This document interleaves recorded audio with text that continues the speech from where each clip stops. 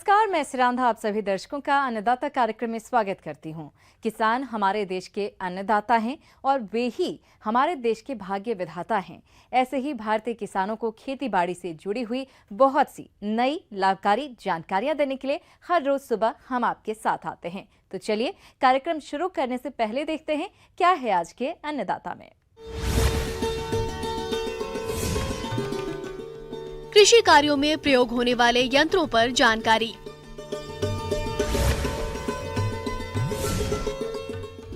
हल्दी की फसल में लगने वाले रोगों की रोकथाम।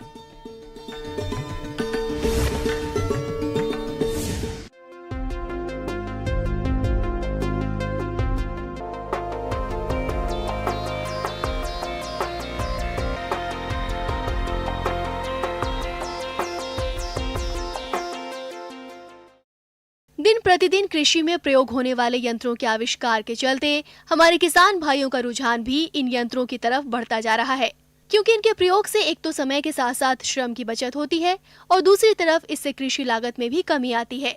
तो वे कौन कौन से कृषि यंत्र हैं तथा इनकी कार्य क्षमता कितनी है, इन सभी पहलुओं पर चर्चा कर रहे हैं कृषि विशेषज्ञ उदय बड़ेगांवकर। किसरों के बारे में कृषि में हमें आय दुगनी करने की बात है तो मशीनीकरण के बिना संभव नहीं है, यंत्रीकरण के बिना संभव नहीं है। इसलिए खेत की तैयारी की यदि बात करें तो सर्वप्रथम हमें उन्नत यंत्रों के हिसाब से लेज़र लैंड लेवलर की बात करना चाहूँगा मैं। जो हमारे पुराने लेवलर चलते थे या भूमि के समतलीकरण के लिए जो हम जिन यंत्रों का हम उपयोग करते थे वही यंत्र हैं, लेकिन इसके साथ में लेज़र तकनीक और दे दी गई है। लेज़र तकनीक के कारण से बहुत अच्छे से खेत में लेवलिंग होता है, बहुत अच्छे से खेत में समतलीकरण होता है। खेत का समतलीकरण सही तरीके से किया जाए तो कम से कम 20 से 30% तक पानी की बचत होती है। लेज़र लैंड लेवलर वैसे तो थोड़ा सा महंगा यंत्र है, 3.5 लाख रुपए से लेकर 4.5 लाख रुपए तक की रेंज में ये उपलब्ध है, लेकिन इस तरह के यंत्र कस्टम हायरिंग केंद्रों के माध्यम से उपलब्ध है। मुश्किल से 800 से लेकर 1000 रुपये प्रति घंटा के किराए पर इस तरह के यंत्र आपको कस्टम हायरिंग केंद्रों के द्वारा भी मिल जाएंगे, जिनकी सहायता से आप अपने खेत का समतलीकरण करवा सकते हैं। खेत की तैयारी में ही दूसरा एक महत्वपूर्ण यंत्र हो जाता है रिवर्सिबल मोल्ड प्लाऊ, या जिसे पलटी प्लाऊ लोकल भाषा में कहा भी जाता है। पलटी प्लाऊ के उपयोग से खेत में प्लाइंग का काम ज़्यादा अच्छे से होता है। अलग अलग रेंज में उपलब्ध हैं, मैकेनिकल टाइप के भी हैं और हाइड्रोलिक टाइप के भी हैं। मैकेनिकल टाइप के जो पलटी प्लाऊ हैं वो आपको 35,000 से 50,000 तक की कीमत में मिल जाएंगे, और हाइड्रोलिक से चलने वाले जो पलटी प्लाऊ हैं वो करीब 60,000 से लेके और 75,000 80,000 गुणवत्ता के आधार पर 75,000 तक आपको अच्छी गुणवत्ता का रिवर्सिबल मोल्ड प्लाऊ मिल जाएगा। और इन सभी यंत्रों में सरकार द्वारा सहायता दी ही जा रही है, तो उनका उपयोग करते हुए आप इन यंत्रों को लें, इन यंत्रों को कस्टम हायरिंग केंद्रों के माध्यम से लें, लेकिन इन यंत्रों का उपयोग करें जिनसे आपको अधिक से अधिक पैदावार मिलने में मदद मिले। खेत की बोनी के लिए भी हमें जो जिन यंत्रों का उपयोग करना चाहिए उसमें सीड ड्रिल से आगे जाकर हमें अब प्लांटर के उपयोग की तरफ बढ़ना ज़रूरी है। सीड ड्रिल और प्लांटर में यदि मैं अंतर की बात करूँगा तो सीड ड्रिल या बोनी मशीन जो होती है आपकी, जिसका हम उपयोग करते हैं, उसमें सिर्फ कतार से कतार की दूरी ही निश्चित होती है। कतार से कतार की दूरी आप फसल के हिसाब से बदल सकते हैं, लेकिन बीज से बीज की दूरी नहीं कर सकते। उसी जगह पे यदि आप प्लांटर का उपयोग करेंगे तो न सिर्फ कतार से कतार बल्कि बीज से बीज की दूरी भी आप निश्चित कर सकते हैं। तो जब प्लांटर का उपयोग करते हैं तो आपको यहाँ तक भी मालूम होता है कि आपके खेत में पौधों की संख्या कितनी है। एक साथ 2 फसलों की बोनी करनी है तो उसकी भी बोनी अच्छे से की जा सकती है। मेड़ नाली इस तरह से लगातार बनती जाती है और मेड़ पे बोनी होती है। तो मेड़ पे बोनी होने का और नाली बनने का फ़ायदा ये होता है कि पानी वर्षा अधिक हो या वर्षा कम हो, दोनों ही परिस्थितियों में किसान फ़ायदे में रहता है। और सरकार की योजनाओं की जहाँ तक बात है तो इस यंत्र को लेकर सरकार ने खासतौर पर बहुत ज़्यादा सब्सिडी भी दी हुई है। ये यंत्र उपलब्ध है, जो वेबसाइट दी हुई है उन पर जाके रजिस्ट्रेशन करवा के और ये रेसबेड प्लांटर को सब्सिडी के द्वारा आप प्राप्त कर सकते हैं। किसान भाइयों, अभी तक आपने खेती से जुड़ी हुई कुछ उपयोगी जानकारियां देखी। अब लेते हैं एक छोटा सा ब्रेक, जल्द ही लौटेंगे और कार्यक्रम में आगे भी है खेतीबाड़ी से जुड़ी हुई महत्वपूर्ण जानकारियां। आप बने रहिए हमारे साथ।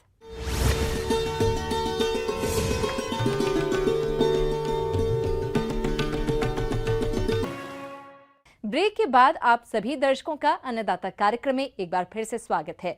चलिए अब रुक करते हैं अगली कड़ी की ओर।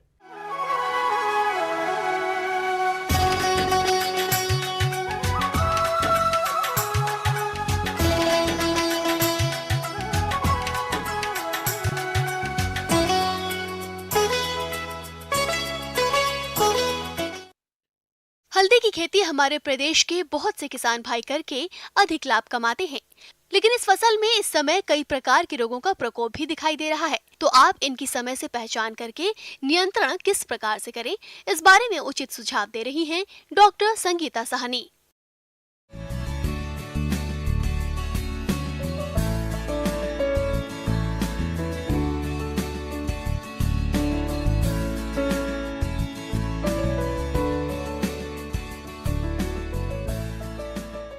सबसे पहले किसान भाइयों को मेरा नमस्कार।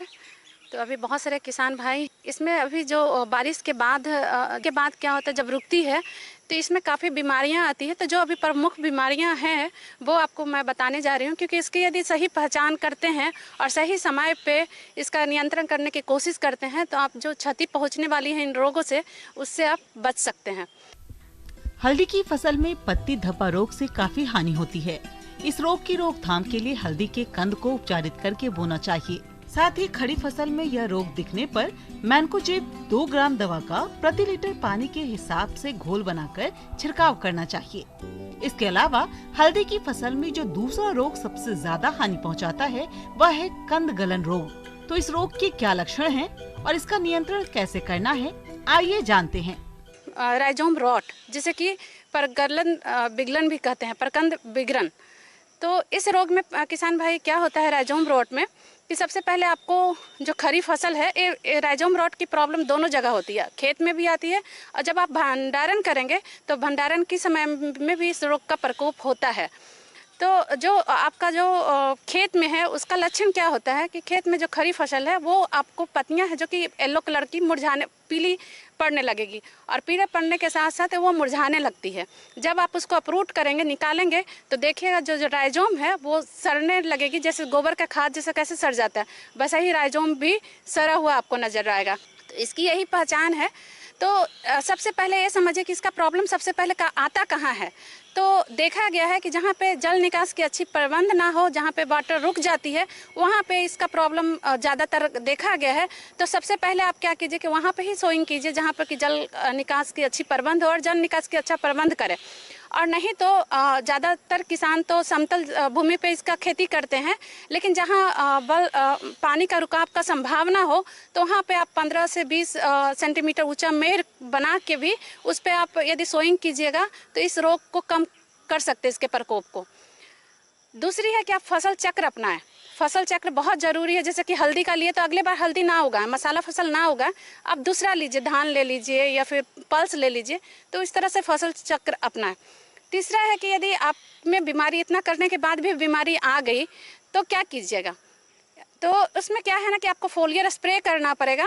तो फोलियर स्प्रे के लिए आप इंडोफिल M45 आता है मार्केट में फंजीसाइड, तो उसका @0.2% प्लस इसके साथ मिक्स भी कर सकते हैं बेविस्टिन को @0.1%। दोनों को मिक्स करके आप इसको फोलियर स्प्रे कर सकते हैं।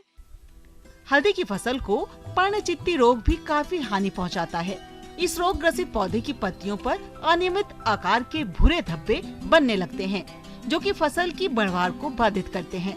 इसलिए इस रोग को कैसे नियंत्रित करना है, आइए जानते हैं।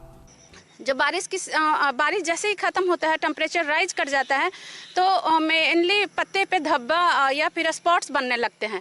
तो ये स्पॉट्स भी 2 तरह के हैं, आपको पहचानने होंगे या नहीं भी पहचानते तो दोनों का मैनेजमेंट एक ही तरह का है। जैसे कि लीफ स्पॉट बोलते हैं और टर्मेरिक लीफ ब्लॉच बोलते हैं। स्पॉट्स में क्या होते हैं कि जो आपके पत्ते पे जो स्पॉट्स दिखेंगे, धब्बे दिखेंगे, वो बड़े बड़े आकार के होंगे। वो बीच में भी रह सकते हैं, किनारे में भी पत्ते के भी आ सकते हैं। और जो लीफ ब्लॉच होते हैं उसके जो स्पॉट्स, जो ब्राउन स्पॉट्स होते हैं वो बहुत छोटे छोटे होते हैं, रेक्टेंगल होंगे और 3 से 4 सेंटीमीटर लंबे होते हैं, 3 सेंटीमीटर चौड़े होते हैं, तो बहुत ज़्यादा नहीं रहते हैं। और छोटे छोटे बहुत सारे कई स्पॉट्स रहते हैं, जैसे लगे कि पत्ते पूरा सूख के झुलस गए हैं। तो झुलसा हुआ में क्या होती है कि फोटोसिंथेटिक की एक्टिविटी होती है वो प्लांट का कम जाता है, तो मार्केट वैल्यू इससे भी कम जाती है। तो आपको सही समय पे इसका उपाय करें तो आप इससे काफ़ी हद तक बच सकते हैं और अच्छी फसल ले सकते हैं। आगे और भी हैं खेती बाड़ी से जुड़ी हुई बहुत सी रोचक जानकारियां, पर यहाँ पर रुकेंगे एक और ब्रेक के लिए। जल्द हाजिर होते हैं।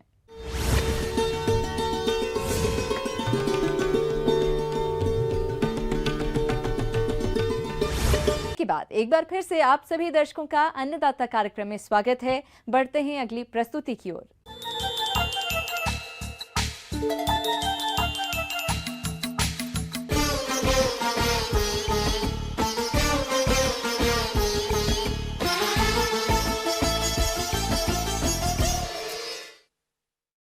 घर में बगीचा रखने के शौकीन लोगों के लिए एकदम सही मौसम है। इस मौसम में यदि आप अपने घर में किचन गार्डन तैयार कर लें तो बात ही अलग है। इससे घर में सौंधी सी महक भी फैल जाएगी और साथ ही आप घर पर लगाई हुई सब्जियों का स्वाद भी ले सकेंगे। तो आइए किचन गार्डनिंग पर जानकारी के लिए मिलते हैं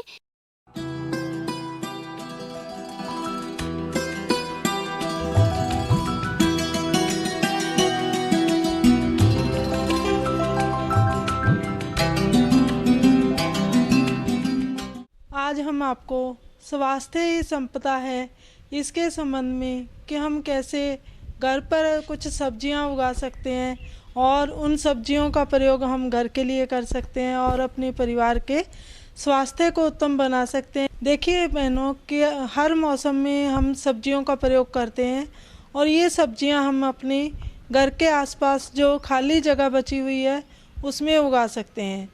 अगर आपके पास खाली जगह नहीं है तो घर में खाली डिब्बे, गमले, इनमें भी कुछ तरह के पौध जैसे टमाटर, बैंगन इस तरह के हम लगा सकते हैं ताकि हम ताज़ी सब्जियां अपने परिवार को दे सकें।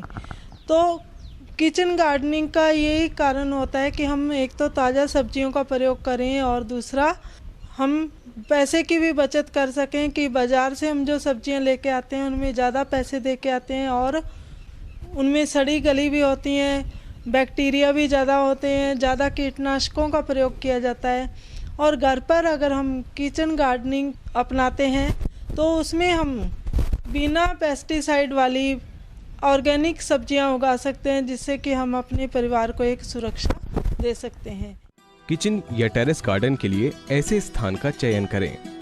छत के ऊपर, बरामदा या खिड़की के छज्जे, घर में खुले स्थान जहां पर सूर्य की रोशनी तथा पानी की सप्लाई की सुविधा हो, वहां पर किचन एवं टेरेस गार्डन बेहतरीन ढंग से स्थापित कर सकते हैं, क्योंकि पौधे सूर्य की रोशनी एवं पानी प्राप्त कर अच्छी गुणवत्ता की सब्जियों एवं फलों का उत्पादन देते हैं। इस समय जैसे कि इस मौसम में हम बैंगन, टमाटर, भिंडी, लौकी और कुछ फलदार जैसे पौधे भी सब्जियों के बीच में लगानी चाहिए, जैसे नींबू है, बेर है। इससे क्या है कि एक तो सब्जियां जो हमारी हैं वो ज़्यादा अच्छे से उगती हैं। दूसरा, जब हमने फलदार पौधा लगा लिया तो उसकी देखभाल करते करते उसके आसपास हम कुछ सब्जियां लगाते रहेंगे ताकि उसी पानी को हम सब्जी उगाने में काम में ले सकें। इसके अलावा रसोई में काम में आने वाला जो पानी है, रसोई में बर्तन धोने का पानी है, जो सब्जियां धोने का पानी है, उस पानी की इस तरह से नाली या व्यवस्था बना के हम उस पानी को सब्जियों में डालने के लिए, सब्जियां उगाने के लिए काम में ले सकते हैं, जिससे जल संरक्षण के सिद्धांत को भी हम ध्यान में रखेंगे। इसके अलावा सब्जियां उगाने के लिए सबसे पहले मिट्टी की अच्छे से तैयारी करनी चाहिए। ऐसे खेत से लाके मिट्टी वहां डालनी चाहिए जो कि अच्छी उपजाऊ हो। और मिट्टी की तैयारी करने के बाद हमें ऑर्गेनिक खाद का प्रयोग करना चाहिए। अगर ऑर्गेनिक खाद आपके पास उपलब्ध नहीं है तो बाज़ार से आप ला सकते हैं, नहीं तो आपके घर पे जो गोबर की खाद है उसी को ही आप प्रयोग कर सकते हैं। कंटेनर और गमलों में लगे पौधों का देखरेख करना नितांत आवश्यक है। पौधों की सिंचाई मौसम, पौधे का प्रकार एवं आकार तथा कंटेनरों के आकार पर निर्भर करता है। फल सब्जियों में सहारा देने की आवश्यकता पौधे के विकास की अवस्था एवं पौधे के प्रकार पर निर्भर करती है। यदि पौधे लता वर्गीय कुल के हैं तो उनको सहारा देने की जरूरत होती है, जैसे लौकी, करेला। सेम स्टैकिंग के द्वारा पंडाल प्रणाली पर इनको फैलाना चाहिए। इसके अलावा टमाटर, बैंगन और मिर्च को पौधारोपण के 2 महीने बाद स्टैकिंग करने की जरूरत होती है। और इसके बाद अगर सब्जियों में कुछ कीट आते हैं तो उसके लिए आप नीम के पत्तों का प्रयोग कर सकते हैं। जैसे नीम के पत्तों को रात भर पानी में भिगो दिया या उबाल के ठंडा कर लिया, छान के फिर उस पानी का छिड़काव सब्जियों पे करने से कीटों से थोड़ी राहत मिल जाती है, जिसमें हमको किसी दवाई का छिड़काव नहीं करना पड़ेगा। इसके अलावा अगर सब्जियों में कोई रोग दिखाई देता है, जैसे सब्जियां बन नहीं रही हैं, सिकुड़नी शुरू हो गई हैं, पौधे के पत्ते गिर रहे हैं, इस तरह की कुछ रोग वाली अगर समस्याएं दिखाई दे रही हैं, तो हम घर पर ही जो लहसुन काम में लेते हैं खाना पकाने में, उस लहसुन के सत को बनाकर उसको 10 ml सत को 1 लीटर पानी में मिलाकर उसका घोल का हम छिड़काव कर सकते हैं, जिससे कि अगर सब्जियों में कोई रोग लगते हैं तो उससे हम राहत पा सकते हैं। सब्जियों की तुड़ाई परिपक्व अवस्था पर तुरंत करना चाहिए, क्योंकि इसी अवस्था पर फल सब्जियां ताज़ा एवं गुणवत्ता वाली प्राप्त होती हैं तथा पत्ते वाली सब्जियां जब कोमल रहें तब रोजाना तुड़ाई करते रहना चाहिए। टमाटर की तुड़ाई परिपक्व अवस्था पर करना चाहिए। भिंडी एवं बैंगन की तुड़ाई पूरे आकार धारण कर लें, लेकिन कोमल रहें तब उसकी तुड़ाई करना चाहिए। इस तरह से हम इन सब्जियों को, जैसे अपने खाली जगह में सब्जियों को उगाकर अपने परिवार को ताज़ा फ्रेश जो सब्जियां हैं वो दे सकते हैं। इसके अलावा अगर हमारे पास कुछ सब्जियां बच जाती हैं उपभोग करने के बाद, खाने के बाद, तो उनका हम मूल्य संवर्धित उत्पाद भी बना सकते हैं। जैसे अगर आपने टमाटर उगाया है तो उसका जैम, स्क्वैश और या फिर उसके कुछ सॉस, इस तरह के कुछ उत्पाद बना सकते हैं। अगर आपने मिर्ची उगाई है तो बची हुई मिर्ची का आप अचार बना सकते हैं। तो एक पंथ दो काज आप कर सकते हैं कि जैसे आपके घर में अचार भी बन जाएगा, कुछ दूसरे उत्पाद भी बन जाएंगे और ताज़ा सब्जियां भी हम काम में ले सकते हैं।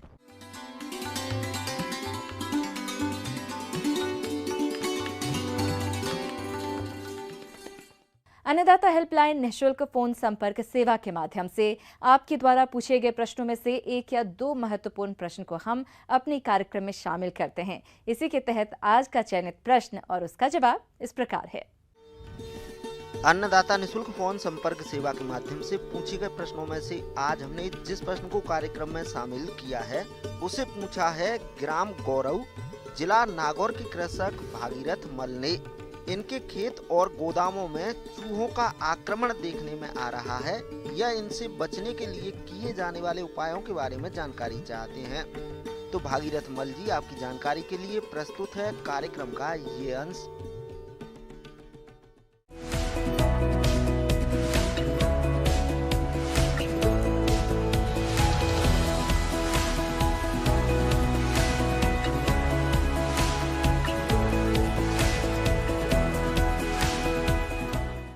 इन चूहों से बचने के लिए अपन जो है वो थोड़ा सा सावधानी बरतें, जिसमें क्या है कि प्री मेजर अपनाएं। तो प्री मेजर में क्या है कि पहले अपन जो ही खेत में जाएं तो खेत में जाने पर अपन जो है जहाँ जहाँ भी देखें भाई ये चूहों के घर हैं या बिल हैं, उन बिलों को पहले बंद कर दें। फिर बंद करने के बाद फिर 2-3 दिन बाद में वहाँ जाकर के देखें कि भाई कौन कौन से बिल खुले हैं। उन खुले बिलों का सर्वे करने के बाद वहाँ जो है ना बिना विष का चुगा रखें। चूहा खड़ी फसलों को काफी नुकसान पहुंचाता ही है, साथ ही भंडार गृह में रखे अनाज को भी खाकर नष्ट कर देता है, जिसकी वजह से किसानों को आर्थिक क्षति उठानी पड़ती है। और यदि समय रहते चूहों का नियंत्रण नहीं किया गया तो इनका प्रकोप और भी भयंकर हो जाता है, जिससे किसानों को भारी नुकसान होता है। तो किसान अपने स्तर पर समय रहते कौन कौन से उपायों को अपनाएं जिससे चूहों का समेकित नियंत्रण हो सके, इस बारे में आइए जानते हैं। जिसमें क्या है कि अपन जो है ना साधारण तौर से आटा और उसमें सरसों का तेल मिला करके और उसको रख दे जगह जगह। इसके बाद अपन जो है विष युक्त चूगा तैयार करें, जिसमें 47 भाग जो है ना वो आटा और 2 भाग तेल और 1 भाग जो है ना वो मीठा, 1 भाग मीठा, ये बिना विष का चूगा है। विष युक्त चूगा तैयार करने के लिए अपन जो है ना उसमें ये सारी चीज़ों के अलावा 1 ग्राम जो है वो जिंक फास्फाइड काम में लें। जो 100 ग्राम जैसे आटा लेते हैं तो उसमें 2 ग्राम जिंक फास्फाइड काम में लेते हैं। बिना विष का जो चूगा रखा था उन जगह पे जो है ना इनको रखना है। किसान भाइयों, चूहों का प्रकोप हो रहा है तो आपको सामूहिक रूप से चूहा नियंत्रण अभियान चलाकर नियंत्रण करना होगा, तभी आपको चूहा नियंत्रण में सफलता मिलेगी। तो कैसे करें सामूहिक रूप से चूहा नियंत्रण, वो इस प्रकार से है। चूहे वैसे घर में भी काफ़ी नुकसान करते हैं। इन चूहों का आतंक इतना हो जाता है कि घर में रखी हुई जैसे कपड़े हैं या अपने जो फर्नीचर हैं उनको, या घर के पर्दे वगैरह जो है इनको भी काफ़ी नुकसान करते हैं। तो इन चूहों से बचने के लिए अपन को प्री मेजर ही काम में लेना है।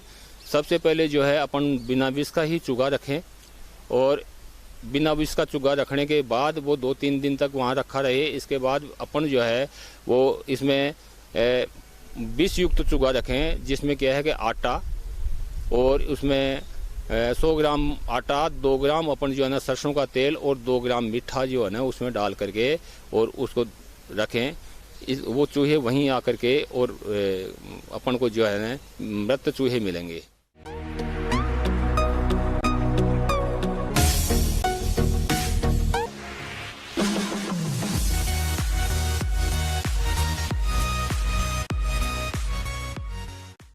आइए अब एक नजर डालते हैं राज्य की कुछ चुनी हुई मंडियों की प्रमुख फसलों के बाजार भाव पर।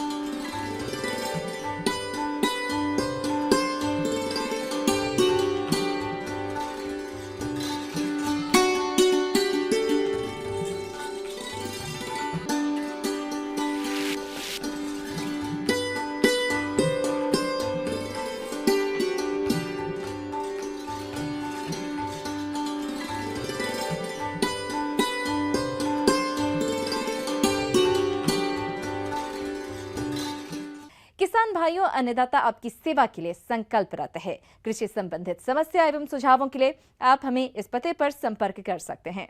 प्रोड्यूसर अन्नदाता, news 18 Rajasthan, Ramoji film city, Hyderabad 501512। साथ ही आप हमें ईमेल भी कर सकते हैं। हमारा ईमेल है p18annadataraajasthan@nw18.com। इसके अतिरिक्त आप हमें निःशुल्क हेल्पलाइन नंबर पर सोमवार से शनिवार सुबह 10 बजे से शाम 4 बजे के बीच संपर्क कर सकते हैं। किसान भाइयों, अब समय हो रहा है आपसे विदा लेने का, तो हमारी पूरी अन्नदाता टीम को दीजिए इजाजत। कल फिर आपसे मुलाकात होगी कृषि संबंधित कुछ और महत्वपूर्ण जानकारियों के साथ। नमस्कार।